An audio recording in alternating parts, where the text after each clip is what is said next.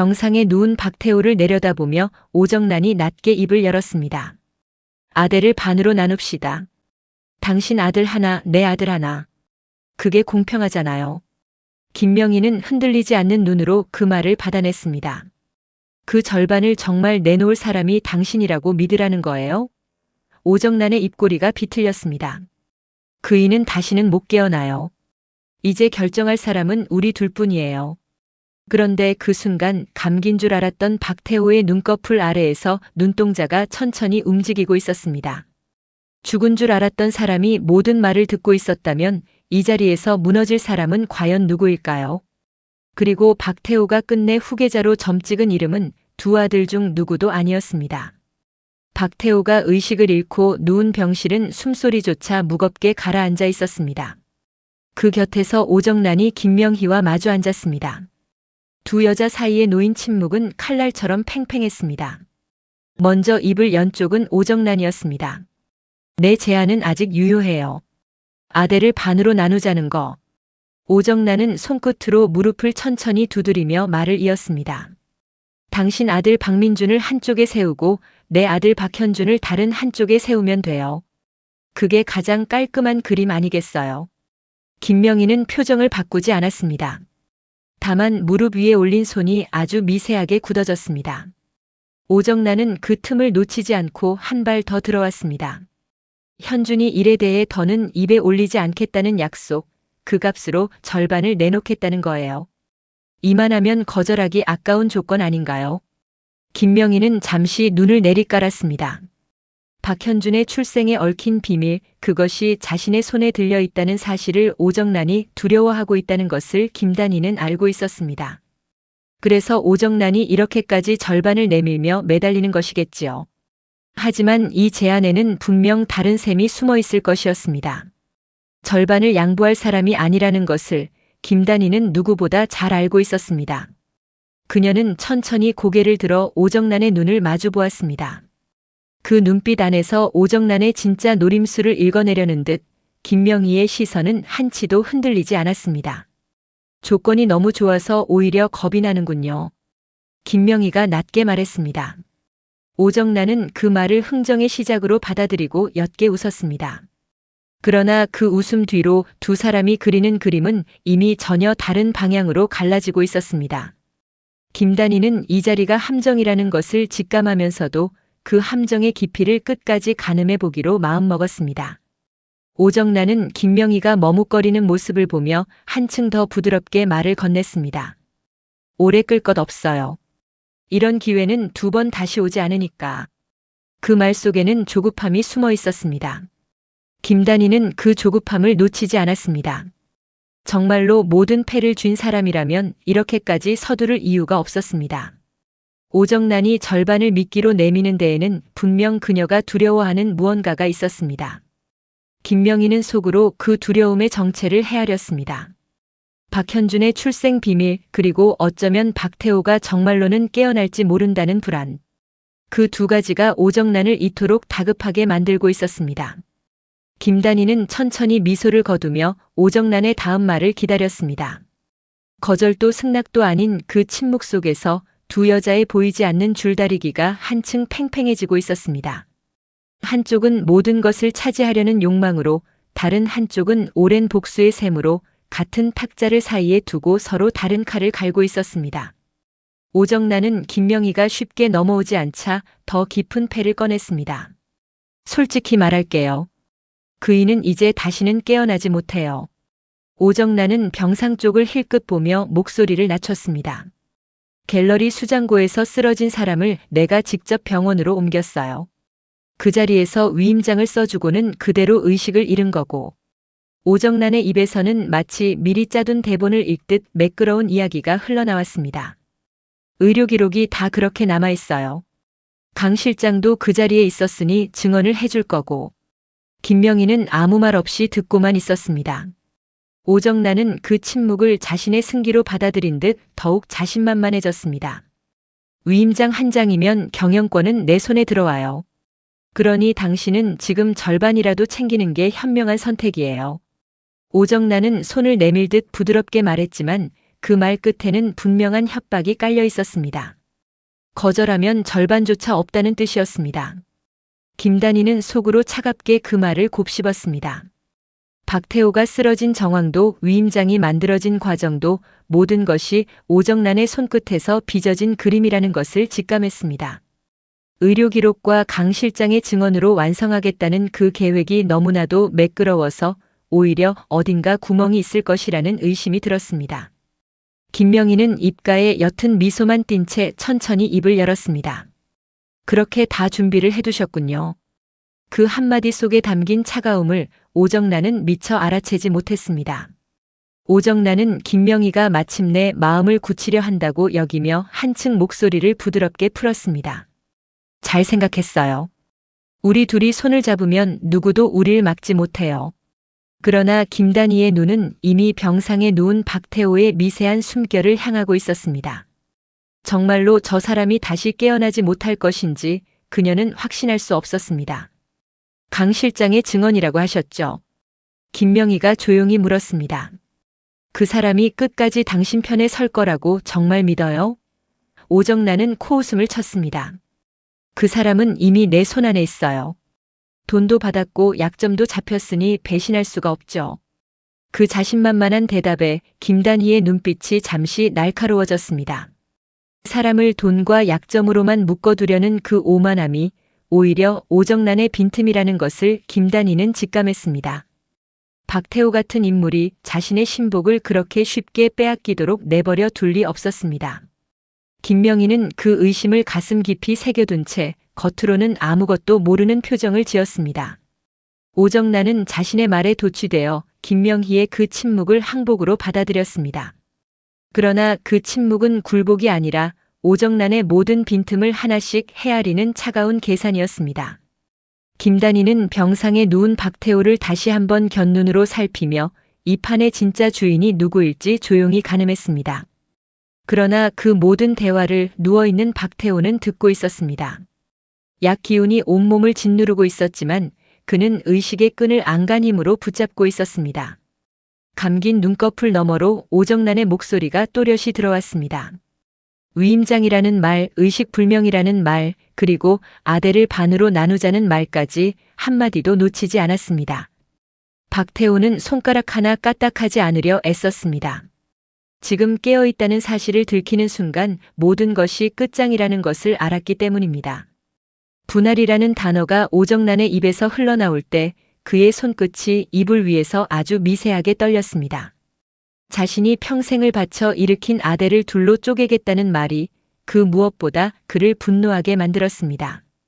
가난한 집에서 태어나 보석 명가의 사위가 되고 그 명가를 대기업으로 키워낸 것이 모두 그의 손이었습니다. 그 아대를 오정란이 제 마음대로 토막 내려 하고 있었습니다. 박태호는 천천히 호흡을 가다듬었습니다. 분노를 삼키고 또 삼켰습니다. 지금은 죽은 사람인 척 누워 있어야 할 때였습니다. 오정란이 패를 다 펼칠 때까지 그 패가 어디까지 뻗어 있는지 다 드러날 때까지 기다려야 했습니다. 박태호의 머릿속에서는 이미 다른 계산이 돌아가고 있었습니다.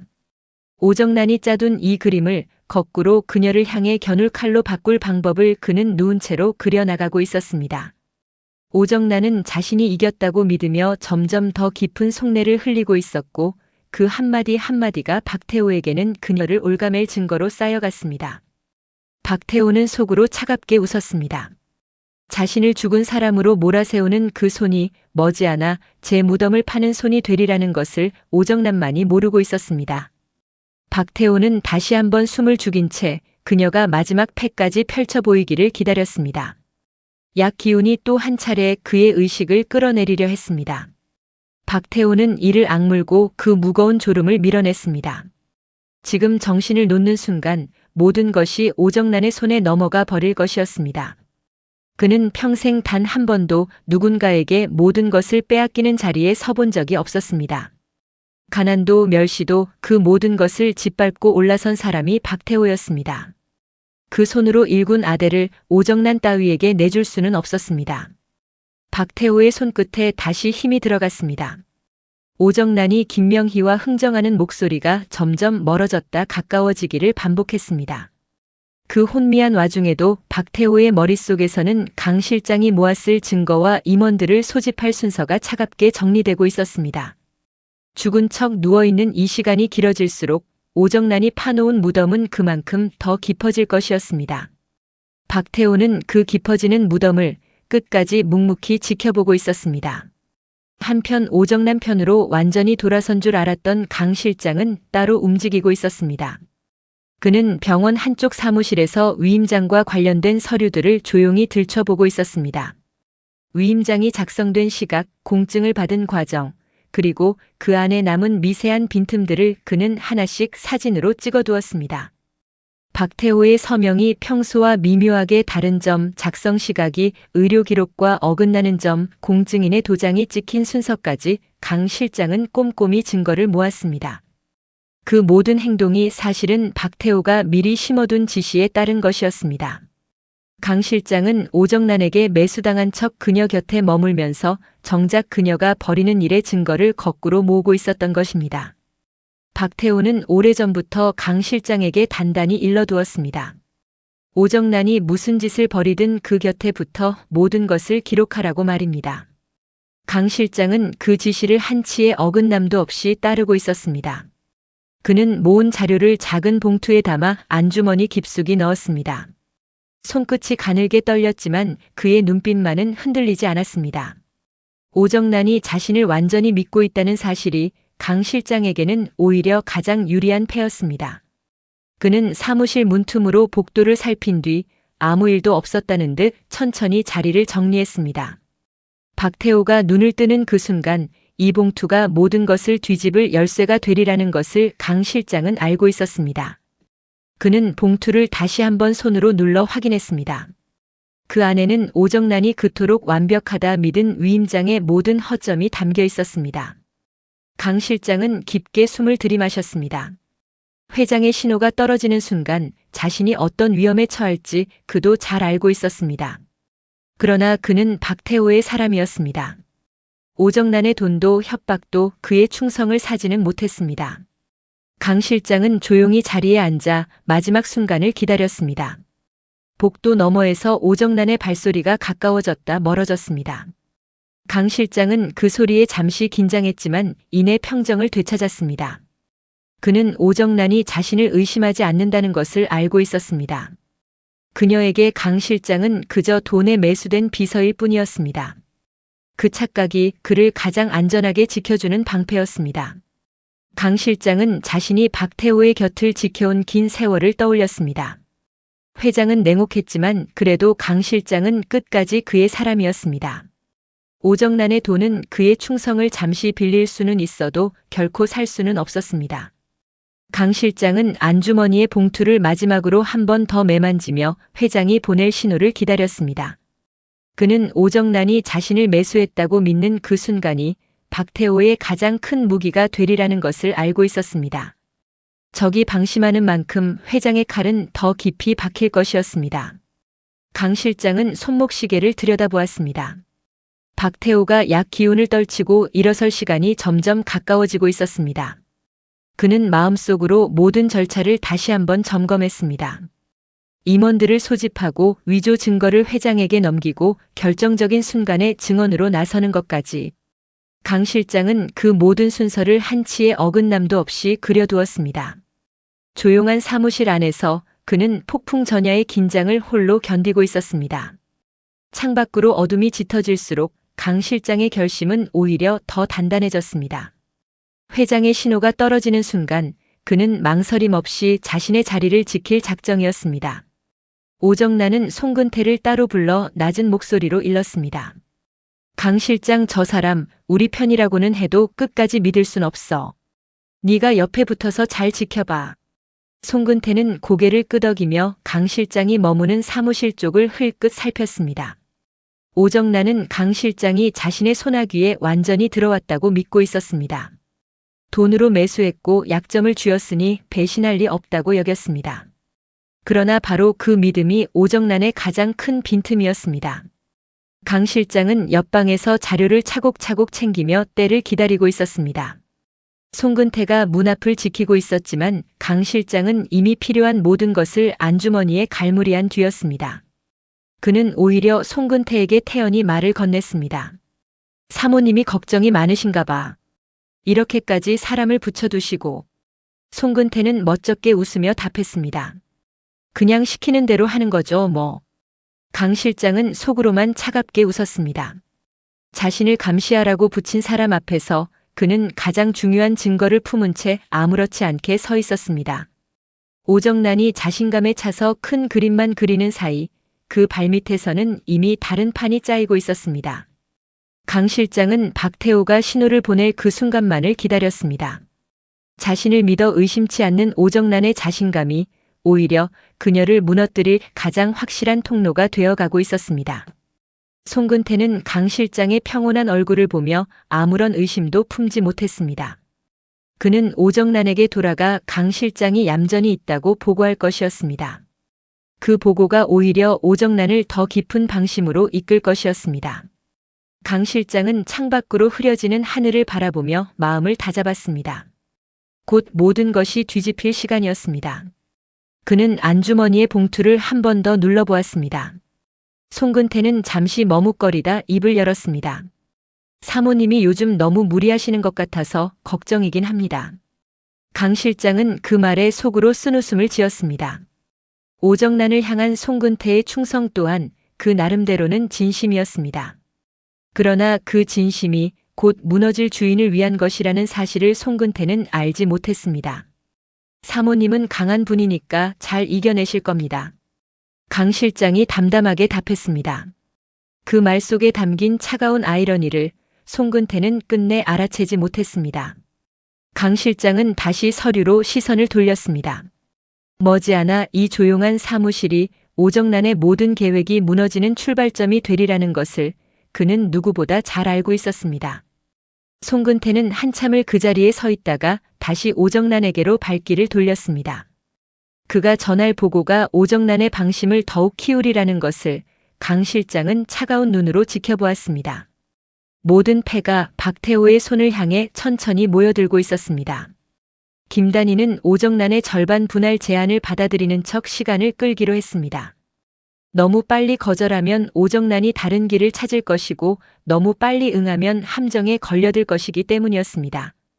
김명희는 신중하게 입을 열었습니다. 생각해 볼게요. 다만 조건이 있어요. 오정란이 눈을 빛내며 몸을 앞으로 기울였습니다. 말해봐요. 김명희는 차분하게 말을 이었습니다. 위임장과 함께 현준이 일에 관한 그 검사 결과지도 같이 묻어야 한다는 거예요. 둘을 한꺼번에 정리하는 거래라면 한번 진지하게 생각해 보겠어요. 오정란의 얼굴에 안도와 욕심이 동시에 스쳤습니다. 김명희가 박현준의 출생 비밀을 끝까지 쥐고 흔들지 않겠다는 뜻으로 받아들인 것입니다. 좋아요. 그렇게 합시다. 오정란은 빠르게 답했습니다. 그러나 김단희의 속내는 전혀 달랐습니다. 그녀는 박현준의 비밀이라는 비장의 카드를 손에서 놓을 생각이 전혀 없었습니다. 다만 오정란을 안심시켜 시간을 벌고 그동안 박태호의 행방과 강 실장의 진짜 위치를 파악하려는 것이었습니다. 김명희는 겉으로는 고민하는 표정을 지으면서도 속으로는 전혀 다른 셈을 굴리고 있었습니다. 오정란이 절반을 양보할 사람이 아니라는 것, 위임장으로 경영권을 쥐는 순간 나머지 절반까지 삼키려 들 것이라는 것을 김단희는 이미 꿰뚫어 보고 있었습니다. 지금은 그저 시간이 필요했습니다. 다만 며칠은 말미를 줘요. 검사 결과지를 어디까지 믿을 수 있는지 내 눈으로 확인해야 하니까. 김명희가 덧붙였습니다. 오정란은 그 요구마저 흔쾌히 받아들였습니다. 자신이 모든 패를 쥐고 있다고 믿었기에 며칠의 시간쯤은 아무것도 아니라고 여긴 것입니다. 김단희는 속으로 안도했습니다. 그 며칠이 이 판을 뒤집을 결정적인 시간이 되리라는 것을 그녀는 알고 있었습니다. 오정란은 자리에서 일어서며 만족스러운 표정을 지었습니다. 현명한 결정이에요. 후회하지 않을 거예요. 그 말에 김명희는 옅게 고개를 끄덕였습니다. 그러나 그녀의 마음속에서는 전혀 다른 다짐이 단단해지고 있었습니다. 박현준의 비밀은 결코 묻히지 않을 것이고 위임장의 진실 또한 반드시 드러날 것이었습니다. 김단희는 언니 김명희의 억울한 죽음을 떠올렸습니다. 그 죽음 앞에서 오정란과의 어떤 거래도 진심일 수 없었습니다. 김명희는 멀어지는 오정란의 뒷모습을 차가운 눈으로 바라보았습니다. 시간을 버는 이 짧은 거래가 결국 오정란 자신을 무너뜨리는 길로 이어지리라는 것을 그녀는 조용히 확신하고 있었습니다. 김단희는 두 손을 가만히 맞잡았습니다. 오랜 세월 갈아온 복수의 칼이 이제 마지막을 향해 천천히 움직이고 있었습니다. 다른 방에 갇혀있다 풀려난 박민주는 복도로 뛰쳐나오자마자 어머니를 찾았습니다. 그는 김명희를 보자마자 다급하게 말했습니다. 어머니, 아버지는요? 아버지부터 찾아야 해요. 박민준의 얼굴은 핏기가 가신 채 잔뜩 굳어 있었습니다. 김명희는 그의 팔을 붙잡으며 침착하게 다독였습니다. 민준아, 진정해. 아버지가 어디 계신지부터 알아내야 해. 무작정 뛰어다닌다고 될 일이 아니야. 박민주는 어머니의 손을 잡으면서도 무언가 석연치 않은 기분을 떨치지 못했습니다.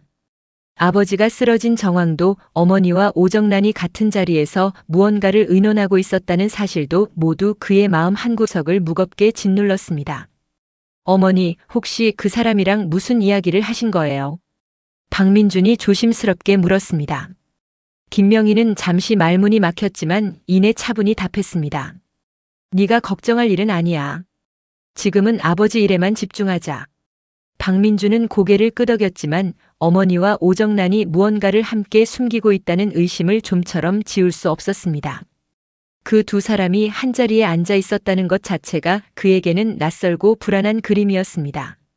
김단희는 그런 박민준의 흔들리는 눈빛을 보며 마음이 무거워졌습니다. 조카를 지키기 위해 시작한 일이 어느새 그 조카의 의심을 사고 있었습니다. 그러나 지금은 진실을 말할 수 없었습니다. 그녀는 박민준의 어깨를 다시 한번 다독이며 발걸음을 재촉했습니다. 어머니를 믿어줘. 지금은 그게 제일 중요해. 김명희가 나직이 말했습니다. 박민준은 어머니의 그 말에 흔들리는 마음을 애써 가라앉혔습니다. 어릴 적부터 첩의 자식이라는 시선 속에서 그에게 유일한 버팀목은 어머니였습니다. 그 어머니가 무언가를 숨기고 있다는 사실이 그를 더욱 외롭게 만들었습니다. 박민주는 아버지를 찾기 위해 다시 발을 옮기면서도 자꾸만 어머니의 뒷모습을 돌아보았습니다. 그의 머릿속에는 풀리지 않는 질문들이 가득했습니다. 아버지는 왜 갑자기 쓰러졌는지, 어머니는 왜 오정란과 한자리에 앉아 있었는지, 그리고 그 두 사람 사이에 어떤 거래가 오갔는지. 박민주는 늘 어머니를 가장 믿어왔지만 이번만큼은 그 믿음에 작은 균열이 생기고 있었습니다. 어머니가 무언가를 숨기고 계셔. 박민주는 혼잣말처럼 중얼거렸습니다. 그러나 그는 곧 고개를 저었습니다. 어머니가 자신을 위해서가 아니라면 결코 그런 위험한 자리에 앉을 사람이 아니라는 것을 그는 알고 있었습니다. 박민주는 흔들리는 마음을 다잡으며 아버지가 누워있을 병실을 향해 발걸음을 서둘렀습니다. 어머니에 대한 의심과 아버지를 향한 다급함이 그의 가슴 속에서 끊임없이 부딪혔습니다. 그러나 지금 그가 할 수 있는 일은 한시라도 빨리 아버지를 찾는 것뿐이었습니다. 은백 요양원에서 함께 갇혀있다 풀려난 백진주와 박현준도 곧바로 움직였습니다. 백진주는 차가운 복도를 빠르게 걸으며 입을 열었습니다. 오정란이 위임장을 손에 쥐고 무엇을 노리는지 김명희 사장님이 놓치고 있어요. 백진주의 눈빛은 날카롭게 빛났습니다. 박태호를 그냥 둘 수는 없어요. 그 사람을 벌하는 일을 남의 손에 맡기지 않을 거예요. 클로이는 7년 전 아버지를 잃었던 그 불길을 떠올렸습니다. 아버지를 죽인 자들이 서로의 목을 조르도록 만들겠다는 다짐이 그 어느 때보다 단단하게 가슴 안에서 굳어졌습니다. 박현주는 그런 클로이의 옆얼굴을 가만히 바라보았습니다. 그녀가 무엇을 향해 달려가는지 다 알지는 못했지만 그 곁을 떠나고 싶지 않다는 마음만은 분명했습니다. 백진주는 박현준을 돌아보며 말했습니다. 끝까지 함께 해줘요. 이 판이 어떻게 흘러가든 곁에 있어줘요. 박현준은 잠시 망설이다 천천히 고개를 끄덕였습니다. 그러죠. 어차피 나도 이대로 물러설 생각은 없으니까. 박현준의 마음 한편에는 어머니 오정란에 대한 복잡한 감정이 자리하고 있었습니다. 어머니가 벌이는 일들이 어디까지 뻗어 있는지 그는 두려우면서도 외면할 수 없었습니다. 백진주와 박현주는 서로 다른 이유로 같은 방향을 바라보고 있었습니다. 두 사람은 박태호를 둘러싼 이 위태로운 판의 한가운데로 천천히 발을 들여놓고 있었습니다. 위임장이 진짜인지부터 확인해야 해요. 백진주가 단호하게 말했습니다. 그게 가짜라면 오정란의 모든 계획이 한순간에 무너질 테니까요. 박현주는 그 말에 어머니의 얼굴을 떠올리며 입술을 깨물었습니다. 어머니를 막아야 한다는 생각과 그래도 어머니라는 마음이 그의 안에서 서로 부딪혔습니다. 백진주는 그런 박현준의 흔들림을 곁눈으로 살피며 다음 수를 조용히 가늠했습니다. 마음이 복잡하죠. 백진주가 나직이 물었습니다. 박현준은 잠시 말이 없다가 천천히 입을 열었습니다. 어머니가 어디까지 갈 수 있는 사람인지 나도 잘 모르겠어요. 그게 제일 무서워요. 그 솔직한 고백에 백진주는 잠시 그를 바라보았습니다. 아버지를 죽인 자들 곁에서 자란 박현준 또한 그 나름의 상처를 안고 있었습니다. 그러나 클로이는 그 연민의 마음을 내어줄 수 없었습니다. 그녀에게 박현준은 복수의 판에서 움직여야 할 또 하나의 말이었습니다. 지금은 진실을 밝히는 데만 집중해요. 백진주가 단호하게 말했습니다. 박현준은 그 말에 천천히 고개를 끄덕였습니다. 두 사람은 다시 어두운 복도를 따라 걸음을 옮겼습니다. 백진주의 머릿속에서는 이미 다음 수가 빠르게 그려지고 있었습니다. 박태호를 둘러싼 이 판이 어떻게 뒤집히든 그 끝에서 자신이 원하는 그림을 완성하겠다는 다짐만은 흔들림이 없었습니다. 오정란은 다시 박태호의 병상 곁으로 돌아왔습니다. 의식 없이 누운 그를 내려다보는 그녀의 눈빛은 서늘했습니다. 오정란은 침대 난간에 손을 얹은 채 낮게 은조렸습니다. 당신이 그렇게 챙기던 김명희도 곧 내 손으로 끝내줄게요. 오정란의 목소리에는 30년 묵은 한이 서려 있었습니다. 바닥이나 닦던 하녀에서 아델의 안주인 자리까지 오직 욕망 하나로 버텨온 세월이었습니다. 주인 아가씨에게 독을 먹이고 주인 어른의 유언장을 훔쳐주며 차지한 자리였습니다. 그 모든 것을 지키기 위해 오정란은 이제 마지막 싸움을 끝내려 하고 있었습니다.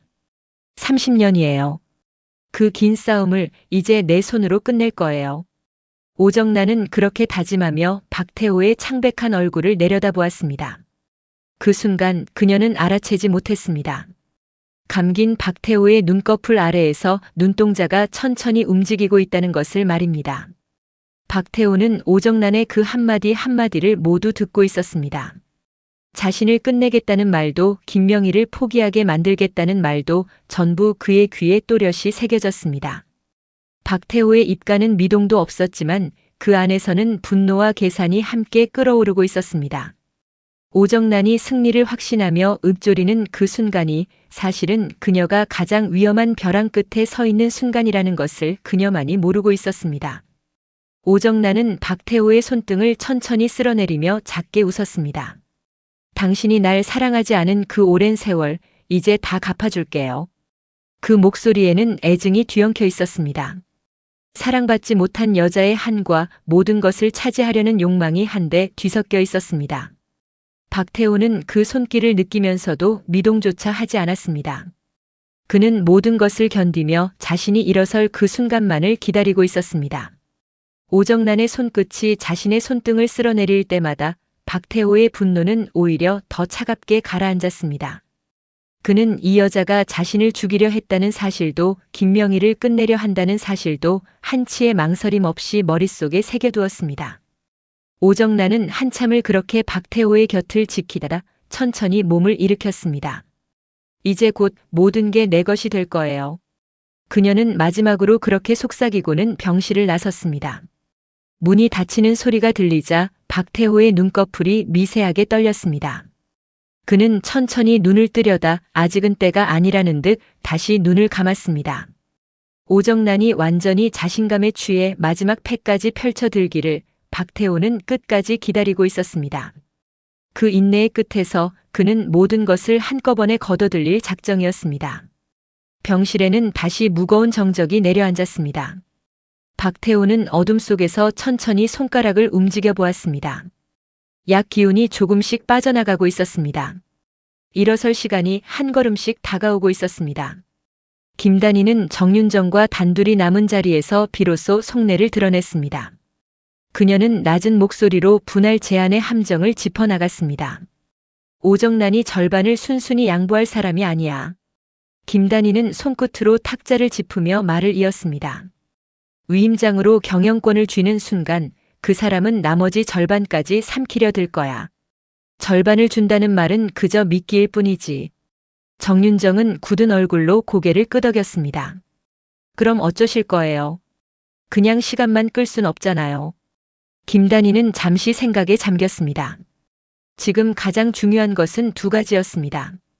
박태호가 정말 의식을 잃었는지, 그리고 강 실장이 진짜 오정란 편인지를 확인하는 일이었습니다.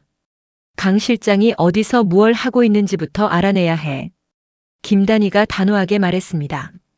오정란이 그 사람을 매수했다고 큰 소리치지만 강 실장은 그렇게 단순한 사람이 아니야. 회장이 그를 그냥 내버려 뒀을 리가 없어. 김단희의 머릿속에서는 박태호라는 인물의 성정이 차갑게 그려졌습니다. 목적을 위해서라면 가족까지 장기판에 말로 쓰는 사람이 자신의 신복을 아무 대비 없이 오정란에게 넘겼을 리 없었습니다. 정윤정은 그 말에 무릎을 쳤습니다. 그러니까 강 실장이 회장님 쪽 패일 수도 있다는 거네요. 김단희는 고개를 끄덕였습니다. 그래. 시간을 끄는 동안 그 사람의 진짜 위치를 반드시 파악해야 해. 두 사람의 눈빛이 어둠 속에서 단단하게 마주쳤습니다. 만약 회장이 깨어 있다면 오정란의 위임장은 종이 조각이 될 거야. 김단희가 낮게 덧붙였습니다. 정윤정은 걱정스러운 얼굴로 물었습니다. 그럼 우리한테는요? 그게 좋은 일이에요, 나쁜 일이에요? 김단희는 잠시 입을 다물었습니다. 박태호가 살아나는 것은 곧 그녀의 가장 큰 적이 다시 일어서는 것이었습니다. 그러나 오정란의 손에 모든 것이 넘어가는 것보다는 차라리 두 호랑이가 서로 물어뜯게 두는 편이 나을 수도 있었습니다. 지켜보자. 누가 누구를 무너뜨리는지 끝까지 지켜봐야 해. 김단희의 눈빛이 차갑게 가라앉았습니다. 정윤정은 그런 김단희를 걱정스럽게 바라보았습니다. 너무 위험한 줄타기 아니에요. 한쪽으로 잘못 기울면 우리가 먼저 휩쓸릴 수도 있잖아요. 김단희는 옅게 웃었습니다. 위험하지 않은 복수가 어디 있겠어. 그 말에 정윤정은 입을 다물었습니다. 오랜 세월 김단희가 얼마나 처절하게 이 길을 걸어왔는지 누구보다 잘 아는 사람이 정윤정이었습니다. 그래도 무리하지는 마요. 정윤정이 작게 덧붙였습니다. 김단희는 친구의 손을 가만히 잡았습니다. 언니의 이름으로 살아온 긴 시간 동안 정윤정은 그녀가 유일하게 속내를 터놓을 수 있는 사람이었습니다. 두 사람은 잠시 말없이 서로를 바라보며 다가올 폭풍을 함께 가늠했습니다. 백진주는 강 실장이 공증사무소에 들렀던 동선을 다시 추적하기 시작했습니다. 그녀는 제임스 리의 정보팀을 통해 위임장이 작성된 과정을 하나씩 들춰나갔습니다. 클로이의 손끝에서 자료들이 빠르게 넘어갔습니다. 그 안에는 석연찮은 빈틈들이 있었습니다. 위임장이 공증을 받은 시각과 박태호가 쓰러졌다는 시각이 미묘하게 어긋나 있었고 서명의 필체에도 평소와 다른 떨림이 보였습니다. 백진주는 화면을 응시하며 낮게 중얼거렸습니다. 이상해요. 강 실장이 오정란 편이라면 이 빈틈들을 이렇게 그대로 남겨둘 리가 없는데. 클로이의 머릿속에서 새로운 가능성이 떠올랐습니다. 강 실장이 오정란의 사람이 아닐 수도 있다는 것이었습니다. 어쩌면 그는 일부러 빈틈을 남겨 나중에 위임장을 무너뜨릴 증거로 쓰려는 것인지도 몰랐습니다. 그렇다면 강 실장의 진짜 주인은 박태호일 가능성이 컸습니다. 백진주의 계산은 한층 복잡해졌습니다. 만약 박태호가 의식을 잃지 않았다면, 그리고 강 실장이 그의 패라면 이 판은 오정란이 그리는 그림대로 흘러가지 않을 것이었습니다. 클로이는 아버지의 복수를 위해 악인들이 서로를 향해 칼을 겨누게 만들어야 했습니다. 박태호와 오정란이 서로의 목을 조르는 순간 그녀의 진짜 게임이 시작될 것이었습니다. 백진주는 자료를 다시 한번 꼼꼼히 살피며 이 위태로운 판의 다음 수를 가늠했습니다. 손끝에 닿는 정보 하나하나가 그녀에게는 무기였습니다. 박태호가 살아있다면 오정란은 곧 제 무덤을 판 셈이 되겠죠. 백진주가 혼잣말처럼 중얼거렸습니다. 그녀는 화면을 끄고 잠시 눈을 감았습니다. 아버지를 삼킨 그 불길이 다시 눈앞에 어른거렸습니다.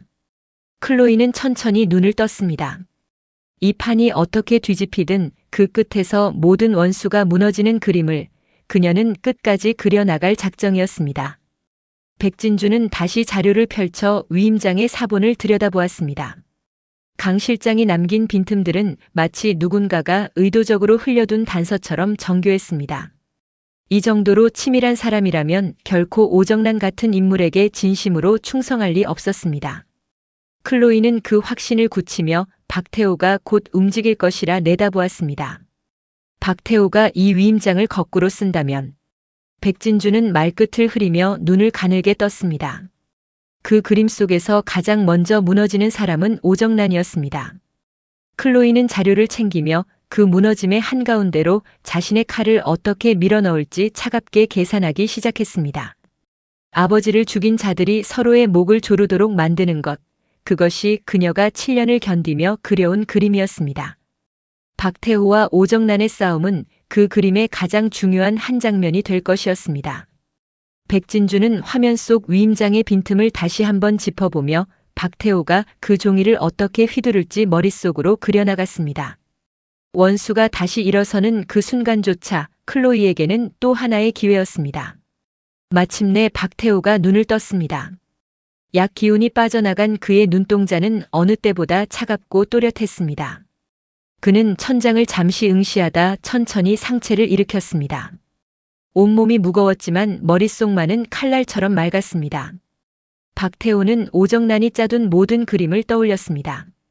의식불명을 조작한 계획도, 위임장을 위조한 정황도, 아델을 반으로 나누겠다는 야심도 전부 그의 손안에 들어와 있었습니다. 그는 그것들을 거꾸로 이용할 패로 바꿔놓기 시작했습니다. 오정란이 자신을 죽은 사람으로 몰아세운 그 순간이 오히려 그녀를 올감할 가장 확실한 올가미가 될 것이었습니다. 박태호의 머릿속에 강 실장의 얼굴이 떠올랐습니다. 자신이 미리 심어둔 사람 오정란 곁에 붙어 위조 증거를 빼돌렸을 그 사람이었습니다. 강 실장이 모은 모든 자료가 곧 자신의 손에 들어올 것이라는 사실을 떠올리며 박태호의 입가에 차가운 미소가 번졌습니다. 오정란, 당신이 짜둔 판으로 당신을 묻어주지. 박태호는 낮게 은졸였습니다. 그는 평생을 그렇게 살아왔습니다. 적이 파놓은 함정을 거꾸로 적의 무덤으로 만드는 것, 그것이 박태호가 아델을 지켜온 방식이었습니다. 장인의 유언장을 조작해 처가의 재산을 가로챘던 그 손이 이제 오정란이 만든 위임장을 향해 뻗어가고 있었습니다. 박태호는 침대에서 천천히 발을 내렸습니다. 죽은 줄 알았던 사람이 살아 움직이는 그 순간 모든 판이 뒤집힐 준비를 마치고 있었습니다. 그는 거울 앞에 서서 자신의 창백한 얼굴을 들여다보았습니다. 약 기운에 흔들리는 다리를 안간힘으로 버티며 박태호는 온매무새를 가다듬었습니다. 임원들 앞에 두 발로 걸어 들어가는 순간 오정란이 그린 모든 그림이 산산이 부서질 것이었습니다. 박태호는 차갑게 웃으며 문을 향해 걸음을 옮겼습니다. 문고리를 잡은 그의 손에 잠시 힘이 들어갔습니다. 약 기운이 아직 다 빠지지 않아 시야가 흐릿했지만 박태호는 그 흐트러짐을 누구에게도 보이지 않을 작정이었습니다. 회장이라는 자리는 단 한순간의 약함도 허용하지 않는 자리였습니다. 평생을 그 자리를 지키기 위해 박태호는 단 한 번도 약한 모습을 내보인 적이 없었습니다. 지금 이 순간도 예외일 수는 없었습니다. 그는 깊게 숨을 들이마시며 자세를 고추 세웠습니다. 오정란이 임원들 앞에서 위임장을 펼치는 그 순간 자신이 두 발로 걸어 들어가 모든 것을 뒤엎는 그림을 박태호는 머릿속으로 몇 번이고 그렸습니다. 그 그림 속에서 오정란의 자신만만한 얼굴이 어떻게 무너질지 상상만으로도 그의 입가에 차가운 미소가 번졌습니다. 박태호는 마침내 문을 열고 한 걸음을 내디뎠습니다. 복도의 서늘한 공기가 그의 얼굴을 스쳤습니다. 죽음의 문턱에서 돌아온 사람의 걸음이라기에는 그 발걸음은 너무나도 단호하고 차가웠습니다. 박태호는 회의실을 향해 천천히 그러나 조금도 흔들리지 않고 나아갔습니다. 박태호는 강 실장을 은밀히 불러들였습니다. 강 실장은 안주머니에서 봉투를 꺼내 그 앞에 조심스럽게 내려놓았습니다. 박태호는 봉투 안의 자료들을 하나씩 훑어나갔습니다. 위임장을 위조한 정황을 담은 사진들, 공증 과정의 빈틈을 기록한 문서들, 작성 시각이 어긋난 의료 기록의 사본까지 모든 것이 빠짐없이 갖춰져 있었습니다. 박태호의 눈빛이 만족스럽게 가라앉았습니다. 수고했다. 박태호가 낮게 말했습니다. 강 실장은 고개를 깊이 숙였습니다. 회장님, 사모님은 끝까지 저를 믿고 계십니다. 의심하는 기색조차 없습니다. 박태호의 입가에 옅은 미소가 스쳤습니다. 오정란이 자신을 죽인 줄 알고 마음을 놓는 사이 살아있는 박태호가 그녀의 모든 패를 손에 쥐고 있었던 것입니다. 이보다 완벽한 반전은 없었습니다. 오정란이 그토록 자신만만하게 펼쳐 보인 위임장은 이제 그녀를 올가맬 가장 확실한 증거가 되어 있었습니다. 박태호는 자료를 다시 봉투에 넣으며 차분히 지시했습니다. 임원들을 소집해라. 오정란이 위임장을 들고 나서는 그 자리에 내가 직접 들어가겠다. 강 실장은 다시 한번 고개를 숙였습니다. 오정란의 자신감은 이미 무너질 자리에 서 있었습니다. 그녀가 승리를 확신하며 마지막 패를 던지려는 순간 그 패는 곧장 그녀 자신을 향해 돌아올 것이었습니다. 박태호는 거울 앞에 서서 흐트러진 옷매무새를 천천히 가다듬었습니다. 죽은 사람이 걸어나갈 시간이 다가오고 있었습니다. 회장님, 한 가지 여쭤도 되겠습니까? 강 실장이 조심스럽게 입을 열었습니다. 사모님을 이대로 완전히 끝내실 생각이십니까? 박태호는 거울 속 자신의 눈을 응시하며 차갑게 답했습니다. 끝낼 때와 살려둘 때를 아는 게 이 자리를 지키는 법이야. 강 실장은 그 말에 무게를 가늠하며 다시 고개를 숙였습니다. 박태호의 셈은 단순한 복수를 넘어 그 너머의 판까지 내다보고 있었습니다. 그는 오정란을 단번에 끝내기보다 끝까지 자신의 손안에 묶어두는 길을 택하고 있었습니다. 강 실장은 잠시 망설이다 다시 입을 열었습니다. 그럼 사모님은 살려두실 생각이십니까? 박태호는 차갑게 답했습니다. 오정란은 아직 쓸모가 남았어. 박현준이라는 카드를 쥔 사람이니까. 그 말에 강 실장은 회장의 셈을 어렴풋이 헤아렸습니다. 박태호에게 가족은 사랑의 대상이 아니라 끝까지 부려먹을 장기판의 말이었습니다. 오정란조차 예외가 아니었습니다. 준비하겠습니다. 강 실장이 짧게 답하고 물러났습니다. 박태호는 홀로 남아 거울 속 자신을 다시 응시했습니다. 죽음의 문턱에서 돌아온 사람의 눈빛이라기에는 그 안에 담긴 야심이 너무나도 형형하게 타오르고 있었습니다. 오정란은 김명희가 분할 제안에 끝내 확답을 주지 않자 더는 기다리지 않기로 했습니다.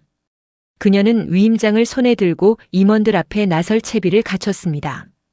거울 앞에서 옷매무새를 다듬는 오정란의 얼굴에는 승리를 앞둔 자의 여유가 흘렀습니다. 위임장 한 장이면 아델의 경영권은 자신의 것이었습니다. 박태호가 누워있는 한 누구도 그 종이를 막을 수 없을 것이라 믿었습니다. 오정란은 회의실로 향했습니다. 임원들이 하나둘 자리에 앉았고 무거운 침묵이 회의실을 채웠습니다.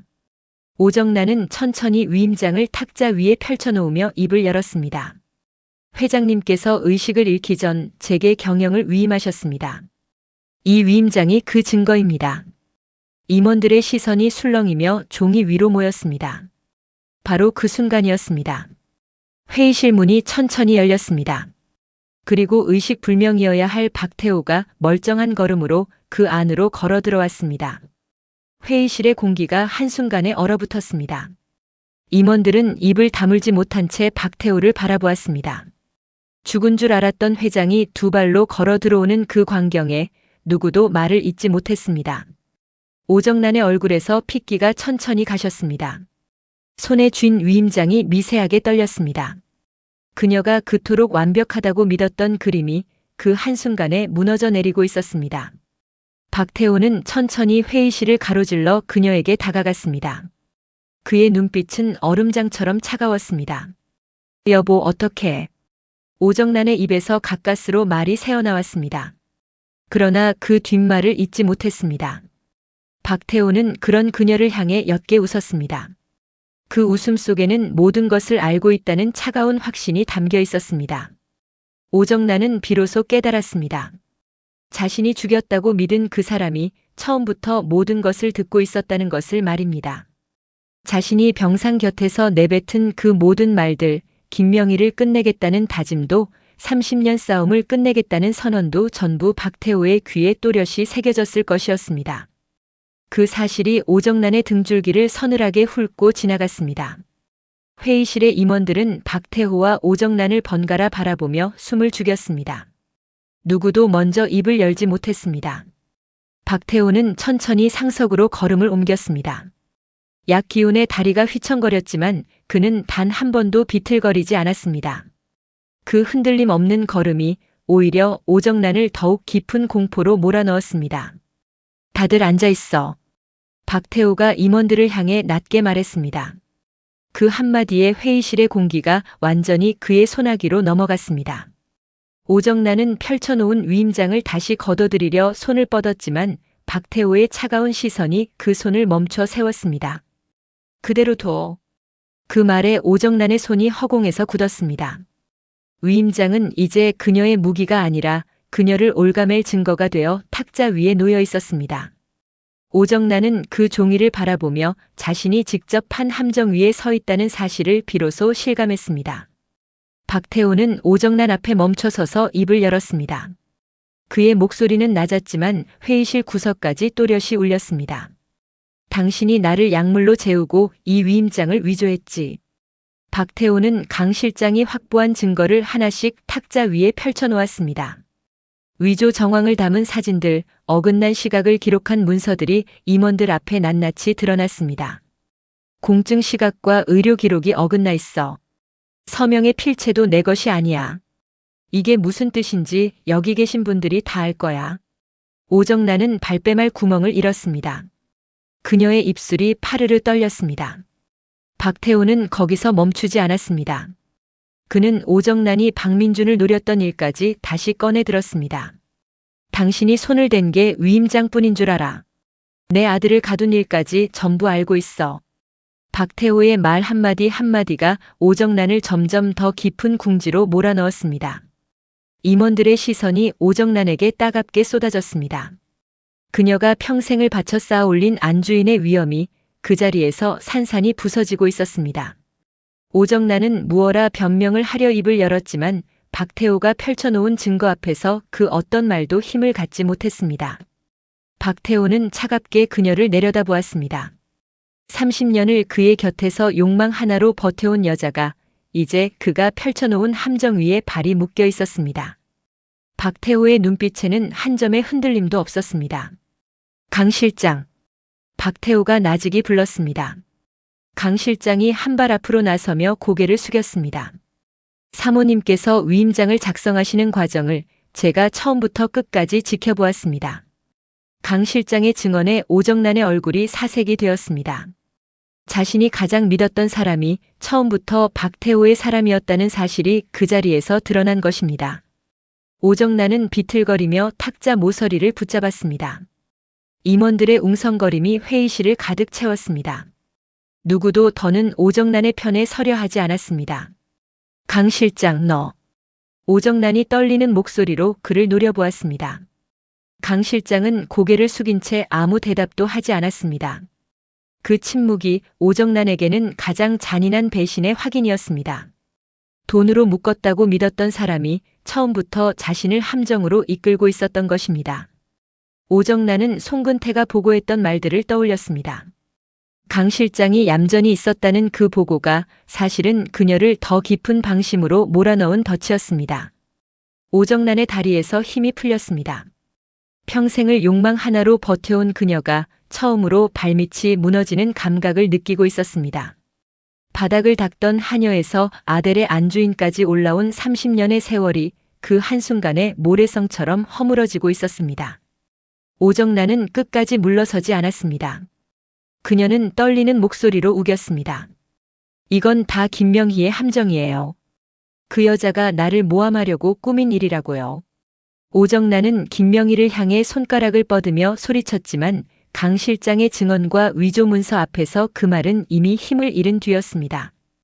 임원들의 표정은 싸늘하기만 했습니다. 오정란은 마지막 패를 꺼내 들었습니다. 박현준의 비밀이었습니다. 당신도 알잖아요. 현준이 이를 다 까발리면 이 집안이 어떻게 될지. 오정란은 박태호를 향해 매달리듯 목소리를 높였습니다. 그러나 박태호는 이미 모든 것을 알고도 흔들리지 않는 눈빛으로 그녀를 내려다보고 있었습니다. 그게 협박이 될 거라고 생각하나. 박태호가 차갑게 되받았습니다. 당신이 무얼 까발리든 지금 이 자리에서 무너지는 건 당신이야. 오정란의 얼굴이 백지장처럼 하얗게 질렸습니다. 마지막 카드라 믿었던 박현준의 비밀조차 박태호 앞에서는 아무런 위력을 갖지 못했습니다. 그가 이미 모든 것을 알고 있었기 때문이었습니다. 오정란은 비틀거리며 의자 등받이를 붙잡았습니다. 30년 동안 그녀를 지탱해온 모든 것이 한순간에 발밑에서 무너져 내리고 있었습니다. 회의실 안에 누구도 그녀를 향해 손을 내밀지 않았습니다. 오정란은 처음으로 자신이 완전히 혼자라는 사실을 깨달았습니다. 그 깨달음이 그녀의 눈빛에 짙은 절망으로 번져갔습니다. 당신이 날 이렇게 만들었어요. 오정란이 박태호를 향해 떨리는 목소리로 내뱉었습니다. 날 사랑하지도 않으면서 평생을 곁에 두고 부려먹었잖아요. 박태호는 그 외침에도 표정 하나 바꾸지 않았습니다. 그에게 오정란은 애초에 사랑의 대상이 아니라 아델을 지키기 위한 장기판의 말 가운데 하나였을 뿐이었습니다. 그 냉혹한 진실 앞에서 오정란은 더 깊은 절망 속으로 가라앉았습니다. 그래도 나는 당신 곁에서 평생을 바쳤어요. 오정란의 목소리가 가늘게 떨렸습니다. 이 아델을 함께 일군 건 나도 마찬가지라고요. 박태호는 그 말에 차갑게 코웃음을 쳤습니다. 함께 읽었다고. 당신이 한 거라곤 욕심을 채우려 사람을 해친 것뿐이야. 그 한마디가 오정란의 가슴을 후벼 팠습니다. 30년의 세월이 그의 입에서 그렇게 한순간에 부정당하고 있었습니다. 오정란은 더는 아무 말도 잊지 못한 채 떨리는 손으로 입을 막았습니다. 회의실 안의 임원들은 그 처참한 광경을 차마 똑바로 바라보지 못하고 시선을 돌렸습니다. 권력의 정점에 섰던 여자가 그 자리에서 산산이 부서지고 있었습니다. 그러나 박태호의 마음속에서는 이미 다음 한 수가 차갑게 준비되고 있었습니다. 오정란을 무너뜨리는 것은 시작에 불과했습니다. 그는 아델의 미래를 완전히 자신의 손안에 다시 쥐려 하고 있었습니다. 바로 그 순간 박태호가 회의실 안의 모두를 향해 입을 열었습니다. 그의 목소리는 차분했지만 그 안에는 거역할 수 없는 무게가 실려 있었습니다. 이제 아델의 후계를 분명히 하겠다. 임원들의 시선이 일제히 그에게로 쏠렸습니다. 박태호는 천천히 말을 이었습니다. 내가 점찍은 후계자는 박민준도 박현준도 아니다. 그 한마디에 회의실이 술렁였습니다. 두 아들 중 하나일 것이라 여겼던 모두의 예상이 단번에 빗나간 것입니다. 박민준의 얼굴에 당혹스러움이 스쳤고 박현준 또한 눈을 크게 떴습니다. 자리에 있던 김단희조차 영문을 모른 채 박태호의 다음 말을 기다렸습니다. 그녀의 머릿속에서는 빠르게 계산이 돌아갔습니다. 두 아들이 아니라면 박태호가 점찍은 사람은 대체 누구란 말인가? 김명희는 마른 침을 삼키며 박태호의 입을 응시했습니다. 회의실 안의 모든 사람이 숨을 죽였습니다. 박태호가 누구의 이름을 부를 것인지 그 한마디에 아델의 미래가 달려 있었습니다. 그런데 박태호의 시선이 천천히 움직이기 시작했습니다.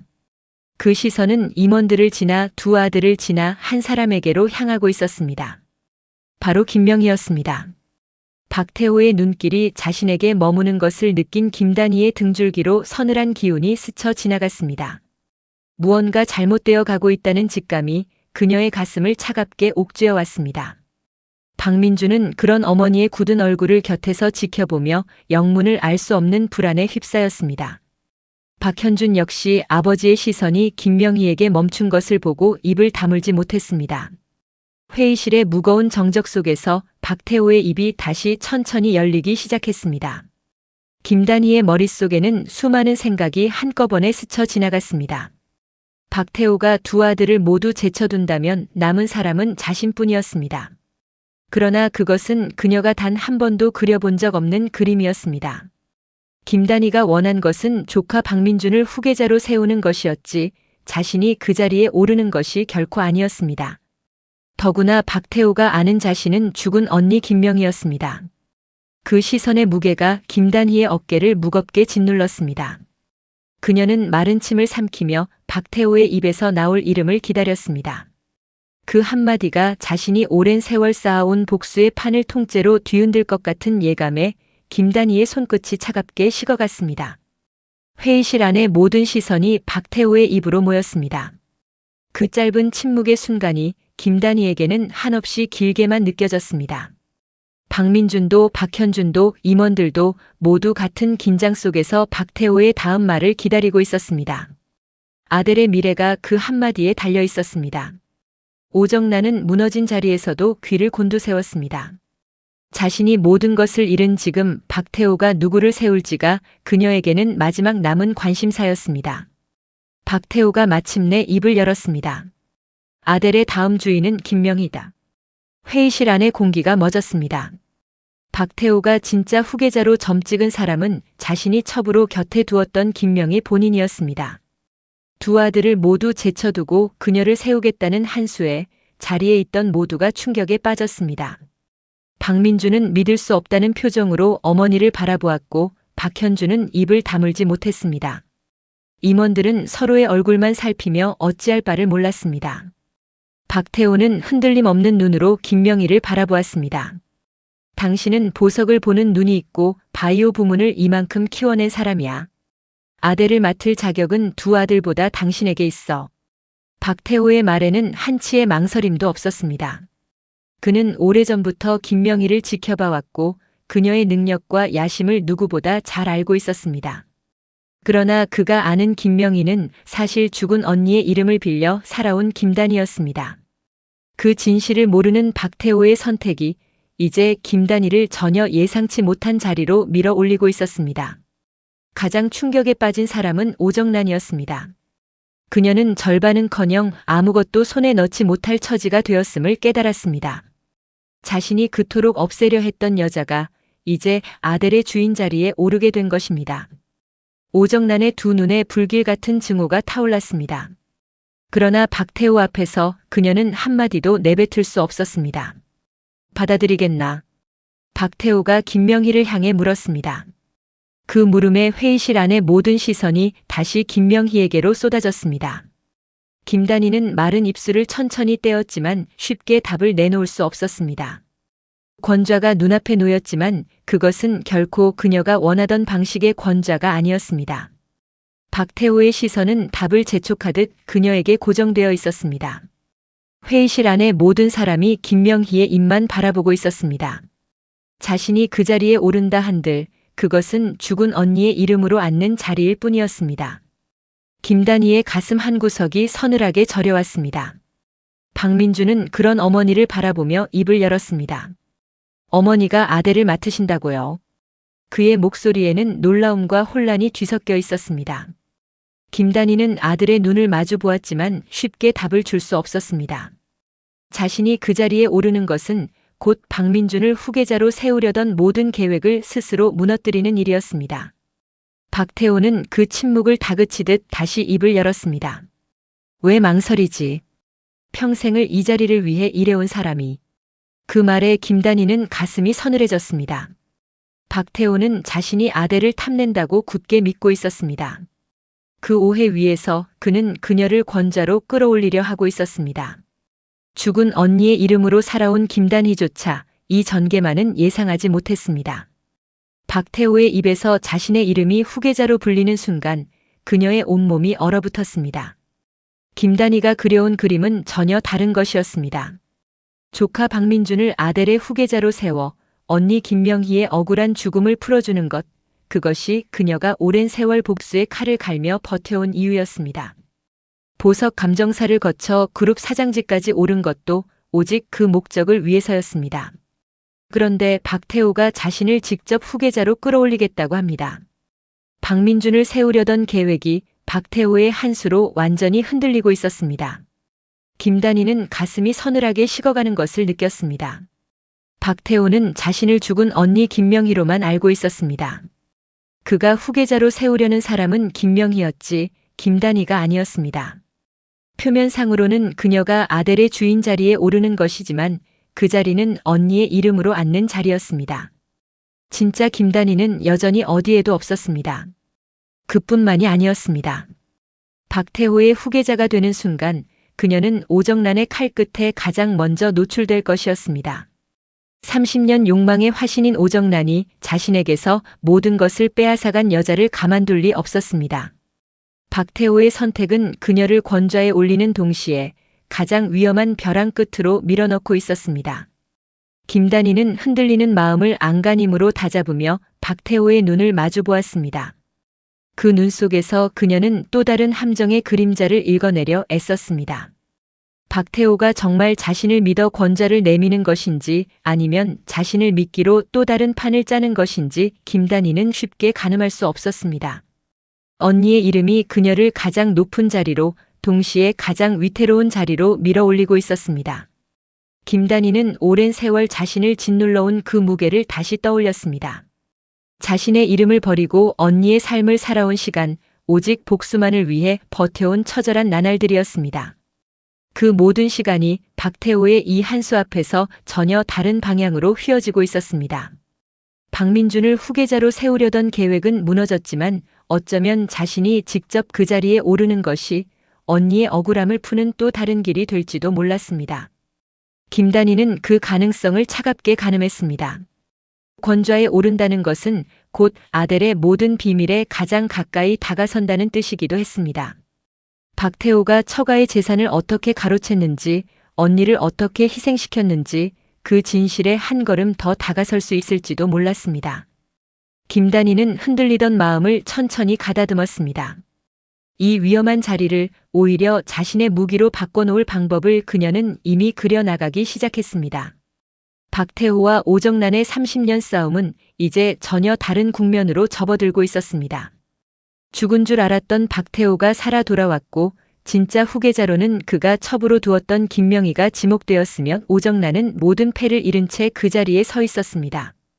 세 사람이 한 회의실 안에서 마주했습니다. 박태호의 눈빛에는 모든 것을 손에 쥔 자의 차가운 자신감이 흘렀고 김명희의 얼굴에는 권좌에 오른 기쁨이 아닌 깊은 긴장이 드리워 있었습니다. 오정란의 두 눈에는 빼앗긴 자의 증오가 활활 타오르고 있었습니다. 회의실 한쪽에서는 백진주와 박현준이 이 광경을 지켜보며 다음 수를 가늠하고 있었습니다. 백진주는 박태호가 살아 돌아온 이 판이 자신의 복수에 어떤 변수를 던질지 빠르게 계산했습니다. 아버지를 죽인 원수가 다시 권좌에 올라섰지만 그 곁에서 오정란이라는 또 다른 칼이 그를 향해 갈리고 있었습니다. 박현준은 어머니 오정란의 무너진 얼굴과 후계자로 지목된 김명희를 번갈아 바라보며 복잡한 표정을 지었습니다. 김단희는 그 모든 시선을 한몸에 받으며 자리에 서 있었습니다. 언니의 이름으로 오른 권좌, 조카를 세우려던 계획의 좌절, 그리고 오정란의 증오까지 모든 것이 그녀의 어깨 위로 무겁게 내려앉았습니다. 누구도 예상하지 못한 판이 이제 막 새로 짜이기 시작했습니다. 살아 돌아온 박태호, 권좌에 오른 김명희, 모든 것을 잃은 오정란, 그리고 그 틈을 노리는 백진주와 박현준이 한자리에 모인 그 순간 아델을 둘러싼 싸움은 누구도 멈출 수 없는 새로운 소용돌이 속으로 빨려 들어가고 있었습니다. 김단희는 회의실 창밖으로 시선을 던졌습니다. 언니의 이름을 빌려 시작한 복수가 이제 그녀가 가장 두려워하던 자리에서 새로운 막을 올리고 있었습니다. 박태호가 살아 돌아온 이상 오정란과의 싸움도 자신의 복수도 모든 것이 처음부터 다시 셈해져야 했습니다. 김단희는 조용히 주먹을 쥐었습니다. 권좌가 그녀를 가장 위험한 자리로 밀어넣을지라도 그녀는 이 판에서 물러설 생각이 없었습니다. 언니의 억울한 죽음과 조카 박민준을 지켜야 한다는 다짐이 그녀를 다시 단단하게 세웠습니다. 회의실 안의 모든 사람이 저마다의 샘을 굴리는 그 순간 김단희의 눈빛만은 누구보다 깊게 가라앉아 있었습니다. 새로 짜이기 시작한 이 판의 끝에서 진짜 김단희가 마침내 모습을 드러낼 날을 그녀는 조용히 그려보았습니다. 살아 돌아온 박태호도 모든 것을 잃은 오정란도 그 누구도 이 판의 끝을 예상하지 못하고 있었습니다. 오직 김단희만이 죽여야 했던 자신을 되찾고 진짜 복수를 시작할 그날을 가슴 깊은 곳에서 단단히 벼리고 있었습니다. 회의실의 무거운 공기 속에서 세 사람의 시선이 보이지 않는 칼날처럼 얽혔습니다. 박태호와 오정란 그리고 김명희의 이름으로 선 김단희가 한자리에 모인 그 순간 아델을 둘러싼 새로운 전쟁의 막이 천천히 오르고 있었습니다. 지난 회차에서 가장 무거웠던 장면은 박태호가 의식을 잃고 누운 자리였습니다. 그 침대를 사이에 두고 오정란과 김단희가 마주 앉았지요. 오정란은 아델을 반으로 나누자고 했습니다. 당신 아들 하나, 내 아들 하나 그렇게 끝내자는 제안이었습니다. 오늘은 이 한 장면 안에 얼마나 많은 셈이 겹쳐 있는지를 천천히 풀어보겠습니다. 그리고 그 셈이 다음 이야기를 어디로 끌고 갈지도 함께 짚어보겠습니다. 오정란이 절반을 내놓겠다고 했을 때 그 말은 결코 양보가 아니었습니다. 오정란이 어떤 사람인지를 떠올려보면 답이 나옵니다. 바닥을 닦던 하녀에서 아델의 안주인 자리까지 올라온 사람입니다. 주인 아가씨에게 독을 먹이고 주인 어른의 유언장을 훔쳐주며 차지한 자리였습니다. 그렇게 모든 것을 빼앗아 온 사람이 손에 쥔 절반을 순순히 내줄 리가 없지요. 그래서 오정란의 제안에는 분명한 미끼가 숨어 있습니다. 절반을 준다는 말은 위임장으로 경영권을 먼저 쥐겠다는 뜻입니다. 일단 도장을 받아 내고 나면 나머지 절반까지 삼키는 것은 시간 문제일 뿐입니다. 오정란은 평생 그렇게 살아왔습니다. 김단희도 그 속을 모르지 않습니다. 김단희는 오정란의 욕망을 누구보다 가까이서 지켜본 사람입니다. 22년 동안 같은 집에서 정실과 첩이라는 자리로 마주해왔지요. 그래서 김단희가 그 제안 앞에서 흔들리지 않은 것입니다. 조건이 너무 좋으면 오히려 겁이 나는 법입니다. 김단희는 그 좋은 조건 뒤에 숨은 칼을 먼저 보았습니다. 이 장면이 더 무겁게 다가오는 까닭이 있습니다. 두 사람 사이에 놓인 것이 단순한 사업 흥정이 아니라는 점이지요. 한쪽에는 죽은 언니 김명희가 있습니다. 김단희가 자신의 이름을 버리고 언니의 삶을 대신 살아온 그 22년이 이 탁자 위에 함께 놓여 있는 것입니다. 다른 한쪽에는 오정란이 평생 쌓아온 욕망이 있습니다. 그래서 이 절반 분할은 결코 절반에서 끝날 수 없습니다. 두 사람은 같은 탁자에 앉아 서로 전혀 다른 칼을 갈고 있었습니다. 이 대목에서 한 가지를 짚어야 합니다. 오정란이 왜 김단희가 아니라 박태호를 노렸는가 하는 점입니다. 김단희가 박현준의 출생 비밀을 쥐고 있다는 것을 오정란은 압니다. 그렇다면 그 비밀을 쥔 김단희를 먼저 없애려 드는 것이 자연스럽지요. 그런데 오정란은 그러지 않았습니다. 이유는 분명합니다. 오정란을 정리하려고 먼저 칼을 빼든 쪽이 박태호였기 때문입니다. 박태호는 송근태의 입을 통해 박민준을 죽이려 한 사람이 오정란이라는 사실을 알게 됐습니다. 자신이 짠 판에서 아들을 노린 죄인을 살려둘 수는 없다며 오정란에게 어울리는 그림을 만들라는 서늘한 지시까지 내렸지요. 오정란은 그 속내를 먼저 읽었습니다. 박태호에게서 배운 약물을 그대로 박태호에게 썼습니다. 갤러리 수장고로 그를 유인한 것도 오정란이었습니다. 박태호가 끝내 비밀번호를 넘기지 않았던 그 수장고를 오정란은 미끼로 거꾸로 이용했습니다. 평생 모든 것을 손에 쥐고 살던 박태호가 처음으로 자기 손으로 판 함정에 걸려든 것입니다. 여기서 오정란이라는 사람의 가장 무서운 면이 드러납니다. 오정란은 궁지에 몰릴수록 더 크게 발버둥 치는 사람입니다. 바닥을 치는 게 아니라 살아보려고 발버둥 치는 것이라고 오정란 스스로 말한 적이 있지요. 사람 취급도 못 받던 하녀에서 여기까지 올라온 인생을 누구도 무시할 수 없다는 그 토끼가 박태호를 향한 칼이 된 것입니다. 30년을 부부로 살아온 사람을 약에 취해 가둘 만큼 오정란의 자리에 대한 집착은 깊습니다. 지금 이 싸움의 한가운데에는 박현준의 출생 비밀이 있습니다. 박현준은 박태호의 아들이 아니라 송근태의 친아들입니다. 김단희가 박현준의 머리카락으로 의뢰한 친자 확인으로 거의 확실해진 사실이지요. 이 비밀은 김단희에게 가장 무거운 카드입니다. 김단희는 이 카드를 한 번에 터뜨리지 않았습니다. 오정란을 이혼시켜 아델에서 치워버리되 다시는 박민준을 건드리지 못하도록 박현준의 인생을 인질로 치고 흔들겠다는 계산이었습니다. 비밀이 들킬까 전전긍긍하며 박민준이 아델의 주인이 되는 모습을 지켜보게 만들겠다는 것입니다. 오정란은 바로 그 점을 두고 김단희를 지독하다고 했습니다. 자신과 박태호 모두에게 배신당하도록 판을 짠 사람이 김단희라고 이를 갈았지요. 그래서 오정란이 절반 분할을 꺼낸 것입니다. 박현준의 비밀을 묻어두는 값으로 절반을 내놓겠다. 위임장과 검사지를 두고 싸우면 둘 다 손해다. 이렇게 흥정을 건 것입니다. 같은 카드 한 장을 두고 두 여자가 서로 다른 셈을 굴리고 있는 셈입니다. 이 판에서 가장 위태로운 사람은 송근태입니다. 송근태는 오정란을 위해 평생을 바쳐 온 사람이지요. 언니 김명희를 죽이는 일에도 박민준을 노리는 일에도 곁을 지킨 그림자였습니다. 그런데 그 송근태가 흔들리기 시작했습니다. 박현준이 자신의 친아들이라는 사실이 드러나면서 송근태의 마음은 더 이상 한쪽으로만 향하지 못합니다. 송근태는 오정란에게 매달렸습니다. 박태우가 오정란을 죽이려 들지만 않았어도 이런 무서운 일은 절대 돕지 않았을 거라고요. 두 사람과 박현준이 안전해지면 다시는 사람 해치는 일을 하지 말자고 이번이 마지막이라 약속해달라고 했지요. 그 말 속에는 이미 균열이 보입니다. 송근태는 박민준을 죽이려 한 진범이 오정란이라고 박태우에게 직접 고백한 사람입니다. 아들 박현준을 진짜 살인자의 아들로 만들 수 없다는 것이 그 이유였습니다.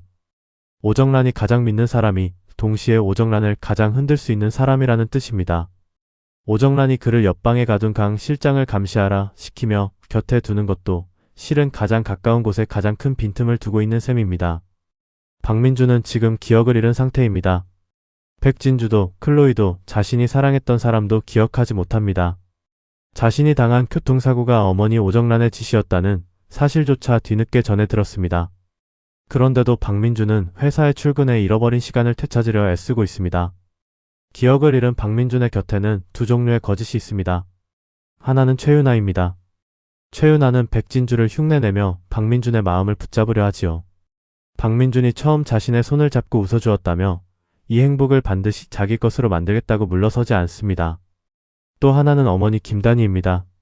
박민준은 어머니와 최윤아가 모두 자신이 기억 못하는 시간을 숨긴다는 의심을 키워가고 있습니다. 박민준이 위태로운 까닭이 여기에 있습니다. 그는 진실 한복판에 서 있으면서도 그 진실을 잡지 못합니다. 박현준이 남긴 경고가 그래서 무겁습니다. 곁에 있는 최윤아를 무조건 믿지 말고 잘 살펴보라는 그 말이지요.